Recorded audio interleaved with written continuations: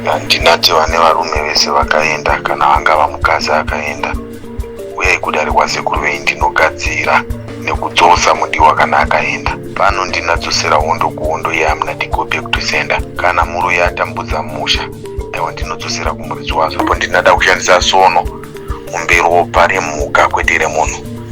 Tevere papo ndinoshandisa mabhodhoro, ndinoisa munhu mubhodhoro. Zvino kupwanya kwaunoita bhodhoro kana pana anotambudza musha handina wandonongeza. Sofa utevere iye mwene wazo.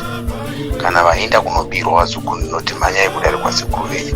Kuno ndina nyuchi, ndine zvikwambo zvandinatuma kumundiye, ndinotuma makudo zvakare ikoko kutevera pfuma yako kana zvimusezamba kunobiwa. Kuno ndine mhando zvakare dzerukawu dzakasiyana siyana, kuzimba matombo, kunamira vantu unovabata vakanamira ipapo.